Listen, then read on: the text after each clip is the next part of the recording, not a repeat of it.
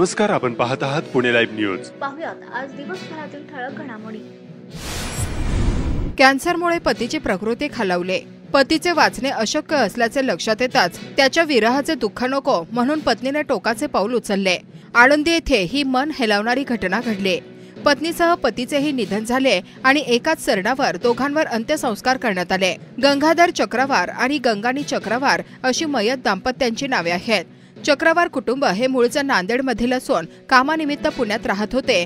आळंदी येथील गुरु महाराज आणि ज्ञानेश्वर माऊलींच्या दरबारात ते सेवा करत होते। चक्रवार दाम्पत्याला 3 मुलगे आणि 1 मुलगी अशी 4 अपत्ये आहेत। गंगाधर चक्रवार यांना कॅन्सरचे निदान झाले होते। एका खासगी रुग्णालयात त्यांच्यावर कॅन्सरचे उपचार सुरू होते। त्यांच्या प्रकृतीत सुधारणा होत नसल्याने डॉक्टरांनी त्यांना घरी नेण्यास सांगितले। पतीचा अंतिम क्षण जवळ आल्याचे लक्षात येताच पत्नीने टोकाचे पाऊल उचलले। पत्नी गंगानी या ज्ञानेश्वर महाराजांचे दर्शन घ्यायला जाते सांगून घरून गेल्या। ज्ञानेश्वर माऊलींचे दर्शन घेतले आणि त्यानंतर इंद्रायणी नदीत त्यांचा मृतदेह मिळून आला। मृत्यूपूर्वी त्यांनी मी देवदर्शनाला जात असल्याचे स्टेटस व्हॉट्सअपला ठेवले। पत्नी घराबाहेर पडताच पतीने अखेरचा श्वास घेतला। दर्शनाला गेलेली आई घरी न परतल्याने मुलांनी शोधाशोध केली असता इंद्रायणी नदीत महिलेचा मृतदेह आढळला। यानंतर एकाच सरणावर शोकाकुल वातावरणात पती पत्नीवर अंत्यसंस्कार करण्यात आले। महिलेच्या गळ्यातील 2,92,000 रुपयांचे सोन्याचे दागिने दुचाकीस्वार चोरट्यांनी हिसकावून नेले आहे। या प्रकरणी हौसा विजय सोनवणे वय वर्ष 47 राहणार निमगाव घाटवस्ती तालुका खेड या महिलेने खेड पोलिसात तक्रार दिली आहे। सदरची घटना रात्री 8:15 वाजता खरपुडे फाट्यावरील वेशीच्या पुढे निमगाव बाजूकडे जात असताना शिरोली तालुका खेड येथे घडली। पतीसह दुचाकीवरून निमगाव येथे जात असताना पाठीमागून आलेल्या दुचाकीस्वार चोरट्यांनी महिलेच्या गळ्यातील 2,92,000 रुपये किमतीचे सोन्याचे दागिने जोरात हिसकावून नेले। महिलेने आरडाओरडा केला पण चोरटे पसार झाले। या घटनेचा पुढील तपास खेड पोलीस करत आहेत। ट्रिपल सीट भरधाव वेगात जाणाऱ्या दुचाकीने समोरून येणाऱ्या दुचाकीला धडक दिली आहे। या अपघातात समोरून येणाऱ्या दुचाकीवरील व्यक्तीचा बळी गेला आहे। हा अपघात रात्री 10:30 वाजता तळेगाव चाकण रोडवर खराबवाडी तालुका खेड येथे महाळुंगे पोलीस ठाण्याच्या हद्दीत काही दिवसांपूर्वी घडल्याची बाब समोर आली आहे। यातील सविस्तर माहिती मिळू शकली नाही। चाकण व महाळुंगे पोलिसांनी घडलेल्या गुन्ह्यांची माहिती माध्यमांना मिळू नये याची पूर्ण व्यवस्था केली आहे। त्यामुळे सर्व काही अलबेल आहे असे दाखवण्याचा प्रयत्न खूपच धक्कादायक आहे। पोलिसांकडून सध्या केवळ त्यांच्या कामगिरीच्या बातम्या माध्यमांना देण्यात येत आहेत। या भागात मोठ्या प्रमाणावर घडणाऱ्या घटना आणि गुन्ह्यांची माहिती पद्धतशीरपणे दडवून ठेवली जात आहे। लोकांना वास्तव माहिती होऊ नये यासाठी करण्यात आलेल्या या उपाययोजना एकूणच तालुक्यासाठी अत्यंत चिंताजनक बाब आहे। खेड तालुक्याचे तहसीलदार प्रशांत बेडसे यांची राजकीय हेतूने बदली करण्यात आली होती। निलंबन काळात मॅट बसवून सर्वोच्च न्यायालयात बदली विरोधात त्यांनी कायदेशीर लढाई दिली। त्यानंतर आता त्यांनी पुन्हा खेड तहसीलदार म्हणून नेमणूक करण्यात आली आहे। या राजकीय लढाईत तहसीलदार बेडसे यांच्यासह प्रांत जोगेंद्र कटारे यांचाही बळी गेला होता। मात्र तहसीलदार प्रशांत बेडसे अखेर 10 महिन्यांच्या कायदेशीर लढाईत बाजी मारत सोमवारी दिनांक 7 एप्रिल 2025 रोजी खेड तहसीलदार पदाचा कार्यभार त्यांनी पुन्हा घेतला। यापूर्वीच्या तहसीलदार ज्योती देवरे यांनी त्यांना मिळालेल्या कालावधीत अनेक निर्णय एकतर्फी आणि अन्यायकारक घेतल्याच्या तक्रारी आहेत। त्या सर्व निर्णयांची देखील पुन्हा एकदा तपासणी होणार आहे। मागील काळात महसुलीची प्रतिमा मोठ्या प्रमाणावर डागळली आहे। त्यामुळे नव्याने पुन्हा खेड तहसीलदार पदावर आलेल्या प्रशांत बेडसे यांना पुढील काळात चांगले काम करून दाखवावे लागणार आहे। भीमाशंकर तळेघरवाडा ते राजगुरुनगर रस्ता राष्ट्रीय महामार्ग क्रमांक 60 या रस्त्याचा सिमेंट कॉन्क्रीट दुपदरीकरण प्रकल्प मंजूर झालाय। त्याचे राजपत्र प्रसिद्ध करण्यात आलाय। खेड तालुक्यातील भीमाशंकर तळेघरवाडा ते राजगुरुनगर रस्ता राष्ट्रीय महामार्ग क्रमांक 60 हा 25 गावांमधून जाणारा आहे। राजगुरुनगर ते भीमाशंकर 60.25 किलोमीटरचा रस्ता असून 87 हेक्टर 3,868 आर क्षेत्र संपादित होणार आहे। तर आंबेगाव तालुक्यातील एका गावातील 2 हेक्टर क्षेत्र संपादित होणार आहे। खेडच्या विद्यमान लोकप्रतिनिधी यांनी यासाठी मागील काळात सातत्याने पाठपुरावा सुरू केला। बांजळे, बुडसेवाडी, गुंडाळवाडी या गावांचे 3 नोटिफिकेशनच्या मसुद्याबाबत कार्यवाही सध्या सुरू आहे। खेड तालुक्यातील कारकुडी, खरोशी आव्हाट, वाडा, तिफनवाडी, धिवोली, शिरगाव, टोकावडे, कडथे, कान्हेवाडी बुद्रुक, मोहकल, कमान, चास, आखरवाडी, पांगरी पाडळी, सातकडस्थळ, चांडोळी तर्फे खेड, वडगाव खेड, दरकवाडी वाळद, डेहणे, बुरसेवाडी, गुंडाळवाडी, वांजळे, या गावांमधून हा नवीन रस्ता जाणार असून जमिनी संपादित होणार आहेत. खेड तालुक्यातील भीमाशंकर तळेघरवाडा ते राजगुरुनगर रस्ता राष्ट्रीय महामार्ग क्रमांक 60 हा रस्ता पूर्ण झाल्यास खेडच्या पश्चिम भागाचा मोठा विकास होणार आहे. राजगुरुनगरवरून अगदी तासाभरातच श्री क्षेत्र भीमाशंकरलाही जाता येणार आहे. आंबेगाव तालुक्यातून भीमाशंकरला जाणारा हा जवळचा मार्ग ठरणार आहे.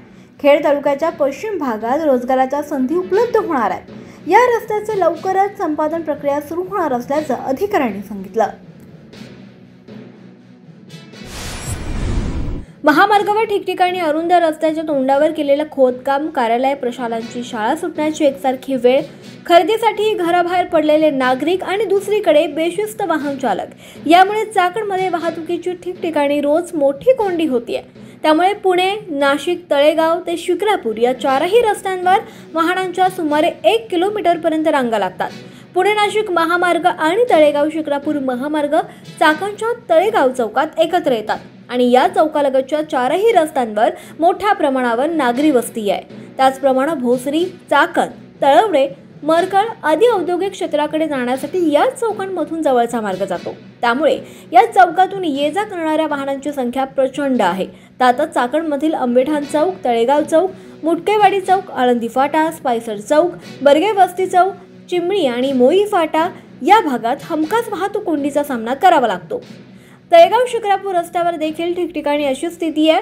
महामार्गांच्या कामाच्या कोट्यावधी रुपयांची मंजुरीच्या वल्गना होतात आणि त्या हवेत विरतात असा मागील 25 वर्षांचा अनुभव आहे. वाहतूक पोलिसांना वाहतूक नियमन सोडून अन्य कामात अधिक रस असल्यानं ही स्थिती आणखीनच विदारक होतीये. स्टँडर्ड की जेनरिक औषधे म्हणून तुम्हाला नक्की कोणती औषधं दिली जातात आणि किती किमतीला दिली जातात हे तपासण्यासाठी सरकारनं कोणतीही व्यवस्था ठेवलेली नाहीये. त्यामुळे स्टँडर्ड औषधं महाग असली तरी त्याच किमतीला कमी जास्त किमतीत जेनरिक औषधं घेणं महाग होत आहे. त्यामुळे जेनरिक औषधे घेण्याऐवजी स्टँडर्ड औषधे घेतली तर किमान चांगले औषध घेतलं अशी भावना जनतेत होऊ लागली आहे. कारण सरकारनं जरी जेनरिक औषधांचे मेडिकल निर्माण केली तरी त्यांची संख्या मात्र कमी आहे आणि सर्व मेडिकल स्टोअर आता जेनरिक औषधं ठेवून त्यांच्या मर्जीनं त्याची विक्री करतात.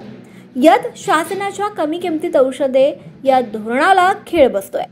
त्यामुळे जेनरिक औषधे यांची किमान किंमत ठरवून दिली पाहिजे आणि जेनरिक औषधे असा शिक्का किंवा नाव औषध पॅकिंगवर असावं अशी सामान्य नागरिकांची मागणी आहे. पुणे जिल्ह्याच्या ग्रामीण भागातील हॉस्पिटलमध्ये देखील सामान्य रुग्णांना भरमसाठ बिलं येतात. गरज नसलेली औषधे खरेदी करायला लावली जात आहेत.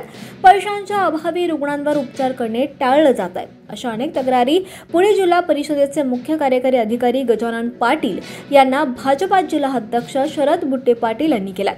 गजानन पाटील यांनी तातडीनं कार्यवाही करण्याचं आश्वासनही दिलंय.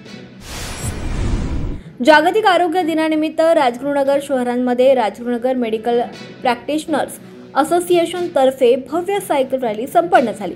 खेड तालुक्यातील सर्व डॉक्टर मोठ्या संख्येने उपस्थित होते.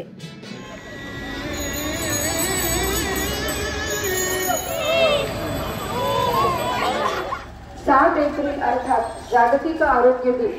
दरवर्षी हा दिन जगभरात मोठ्या उत्साहाने साजरा केला जातो. आरोग्यविषयक ज्या काही समस्या आहेत त्या सोडवण्यासाठी जनजागृती करण्यात.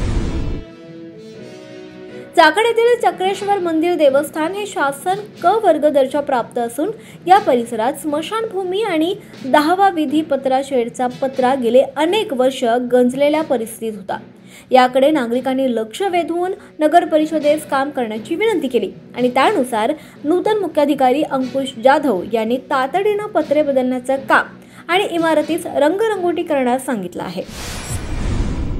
यंदा श्री संत ज्ञानेश्वर महाराज संजीवन समाधी मंदिरातून आषाढी वारी 2025 साठी श्रींचे पालखी सोहळ्याचे पंढरपूरकडे 19 जून 2025 रोजी प्रस्थान होणार आहे. सोहळ्यातील मुख्य आषाढी एकादशी 6 जुलै रोजी पंढरपूर येथे राज्यातून आलेल्या लाखो वारकरी भाविक भक्तांच्या उपस्थितीत हरिनाम गजरात साजरी होणार आहे. आषाढी पायी वारी 2025 पालखी सोहळ्याचं नियोजन पूर्ण आढावा बैठक पंढरपूर येथे झाली आहे. या बैठकीत वारकरी संप्रदायातील मान्यवरही उपस्थित होते.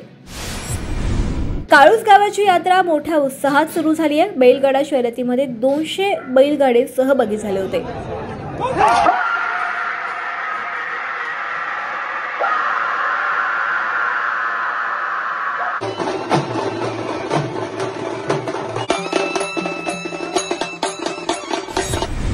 राजगुरुनगर बँकेचे माजी अध्यक्ष कैलासवासी रमेश शेठ ओसवाल यांच्या स्मरणार्थ वेताळे येथील श्री सिद्धेश्वर विद्यालयास 85,000 रुपयांची देणगी राजगुरुनगर बँकेचे विद्यमान अध्यक्ष दिनेश ओसवाल यांनी दिली आहे। व्याजाच्या पैशांच्या वादातून बारामती तालुक्यात सावकाराचा खून करून पळालेल्या दोघांना चाकण पोलीस ठाण्याच्या हद्दीत, बहुळ तालुका खेड जिल्हा पुणे गावच्या हद्दीत डोंगरात लपून बसलेले असताना चाकण पोलिसांनी अटक केली आहे।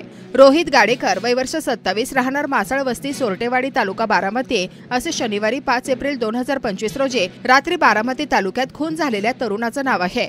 तर खून करणारे सागर वसंत माने वय वर्ष 25 व विक्रम काकासो मासाळ वय वर्ष 30 दोघेही राहणार सोमेश्वर नगर सोरटेवाडी तालुका बारामती जिल्हा पुणे अशी बहुळ तालुका खेड येथे अटक केलेल्या दोघांची नावे आहेत। याबाबतचे सविस्तर वृत्त पुणे लाईव्हवर उपलब्ध असून ते आपण पाहू शकता। श्री भैरवनाथ महाराज उत्सव वडगाव पाटोळे येथे उत्साहात साजरा करण्यात आला। पालखी सोहळा, बैलगाडा शर्यत, कुस्त्यांचा आखाडा संपन्न झाला।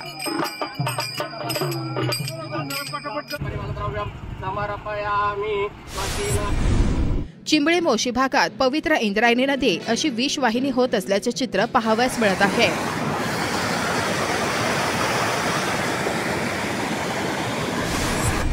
चाकण शहरामध्ये खेड तालुक्यातील सर्वात मोठी श्रीराम नवमीची भव्य दिव्य शोभायात्रा काढण्यात आली होती। त्याचीच एक झलक पाहूया।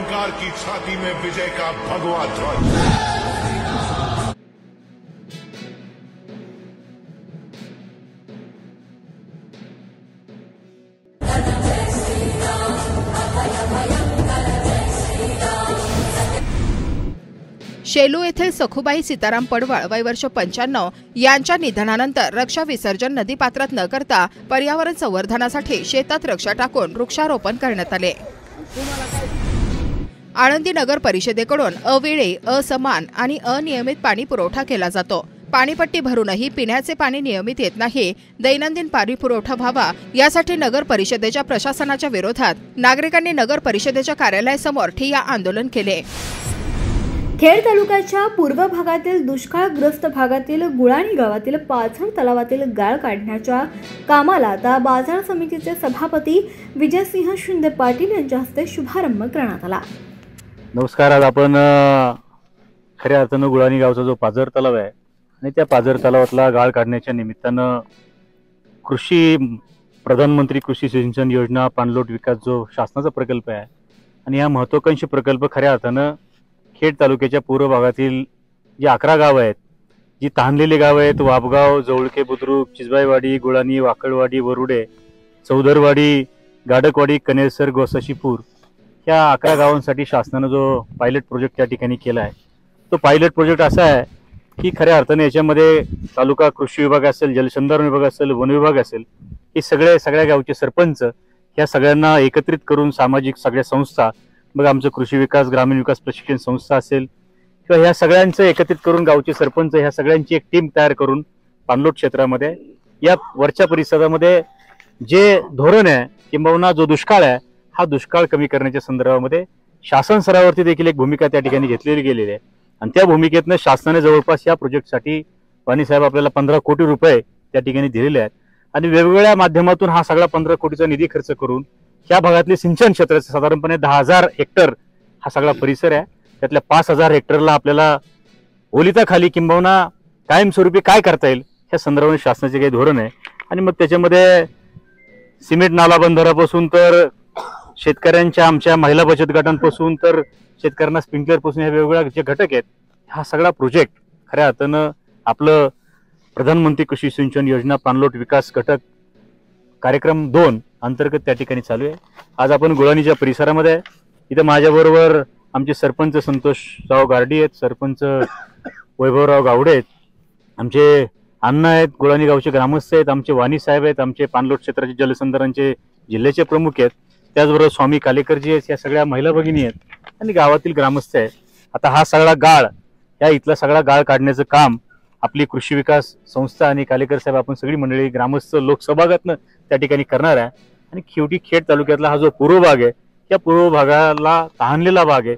समजा साहेब आमची समर्थ फाउंडेशन आहे, आम्ही तात्पुरती मलमपट्टी करतो, ती कशी करतो किंवा 2 टँकर चालू करायचे 3-4 महिने चालवायचे, पण शाश्वत स्वरूपामध्ये भविष्यामध्ये मी शासनाचे खरं तर मनापासून संतोषराव गारडे साहेब आभार मानील की या दुष्काळाला ताणलेल्या गावांसाठी काहीतरी पायलट प्रोजेक्ट पुणे जिल्ह्यामध्ये 11 गावांसाठी शासन त्या ठिकाणी जाहीर केलाय आणि त्या माध्यमातून गेल्या वर्षभरापासून हे सगळं काम त्या ठिकाणी चालू आहे. 2026 पर्यंत हे सगळं आपल्याला पूर्णत्वास त्या ठिकाणी घेऊन जायचंय. आज सकाळी कनेरसरच्या परिसरामध्ये एक 300-400 महिला आणि ह्या सगळ्या प्रमुख लोकांचा एक चांगला कार्यक्रम त्या ठिकाणी झाला आणि तो झाल्यानंतर या गाळ काढण्याच्या शुभारंभाच्या निमित्तानं आज आपण सगळे इथं आलेलो आहे. मला कृषी विभाग असेल, आपलं जलसंधारण विभाग असेल, वन विभाग असेल, किंबहुना या सगळ्या सामाजिक संस्था यांना मनापासून खरं तर धन्यवाद दिले पाहिजे. आणि ह्या सगळ्या कार्यामध्ये शेतकऱ्यांच्यासाठी हे सगळं तुमचं काम आहे, ग्रामस्थांसाठी काम आहे. कृषी उत्पन्न बाजार समिती या तालुक्यातली भरभक्कमपणे आम्ही सगळे तुमच्यावर राहू. उद्याच्या काळामध्ये एकत्रितपणानं जे काही करता येईल एक सामाजिक भूमिकेतनं आम्ही सगळे तुमच्यावर राहू. शेवटी तुमची आणि आमची शासनाची एकच भूमिका आहे गारडे साहेब की लोकांच्यासाठी जे काही करता येईल, लोकांच्यासाठी जी काही मदत करता येईल ते करण्याचं काम शासन स्तरावरती त्या ठिकाणी चाललंय. अतिशय चांगला उपक्रम खऱ्या अर्थाने शासनाने पुढाकार घेऊन केलाय. मी शासनाला देखील मनापासून धन्यवाद देईल, आमच्या सगळ्या अधिकाऱ्यांना मनापासून धन्यवाद देईल. एक चांगला पायलट प्रोजेक्ट या 11 दुष्काळलेल्या तहानलेल्या भागाच्या गावांसाठी आपण त्या ठिकाणी पुढाकार घेऊन केला. आज आपण श्रमदानाच्या निमित्त आमच्या सगळ्या महिला माता भगिनी सगळे वडीलधारी या ठिकाणी आवर्जून उपस्थित आहेत. आपल्या सगळ्यांना देखील मी मनापासून धन्यवाद देईल. पण अण्णा एक गोष्ट आहे की ह्या चळवळीमध्ये ग्रामस्थांची देखील भूमिका फार निर्णायक असली पाहिजे, ग्रामसभाग देखील मोठा असला पाहिजे. शेवटी हे सगळं तुमच्यासाठी चाललंय. नमस्कार, आपण पाहत आहात पुणे लाईव्ह न्यूज.